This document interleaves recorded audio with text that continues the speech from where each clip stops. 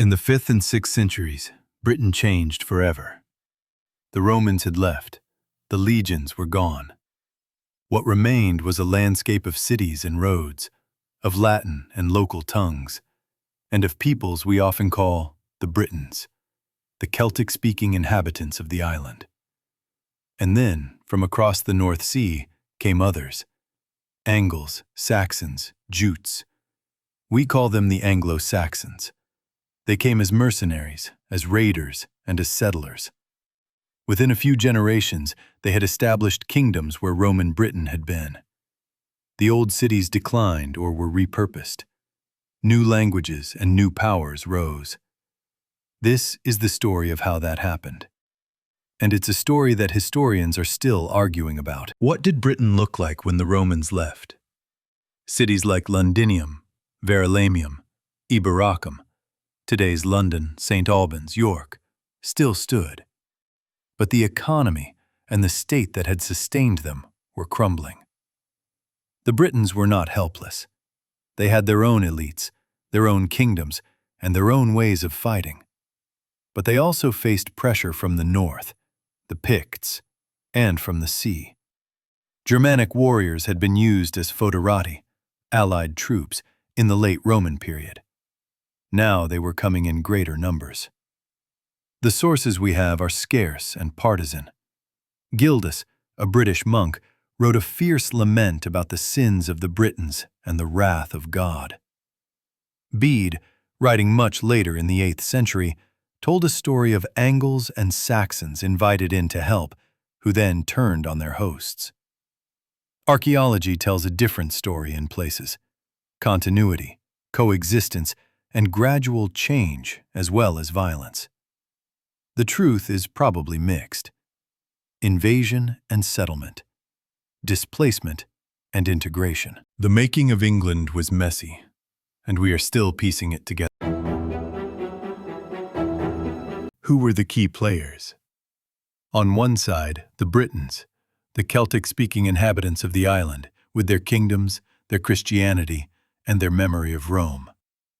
On the other, the Anglo-Saxons, warriors and settlers from the North Sea coast, with their own gods, their own customs, and their own leaders. Tradition names Hengist and Horsa, legendary founders of the Kingdom of Kent.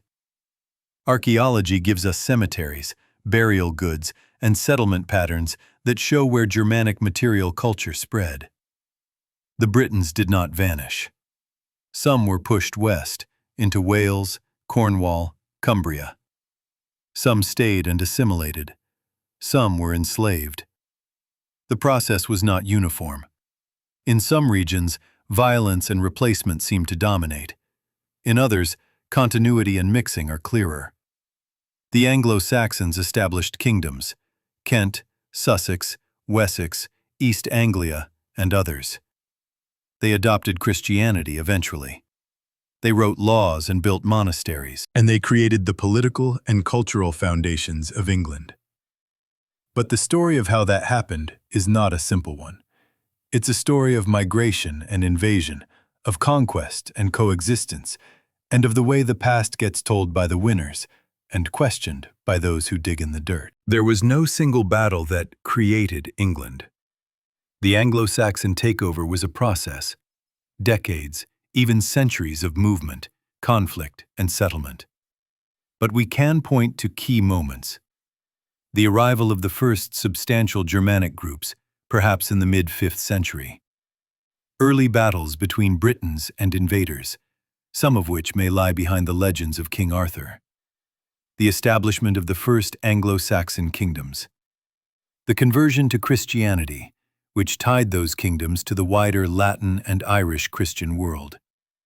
And the gradual transformation of the landscape. Roman towns declined or were reused. New centers of power emerged. The map of Britain was redrawn. By the 7th century, much of what we now call England was in Anglo-Saxon hands. The Britons had been confined to the west or absorbed. The language of power was shifting from Latin and Celtic to Old English. The core event is this long transformation. Not a day or a battle, but a revolution in who ruled, who spoke, and who remembered. If you enjoyed this video, don't forget to subscribe to our channel. Hit the like button to show your support and turn on notifications so you never miss a deep dive into history. Your support helps us bring more accurate, fascinating stories straight to you every week. By the time the dust settled, if it ever did, Britain had become something new.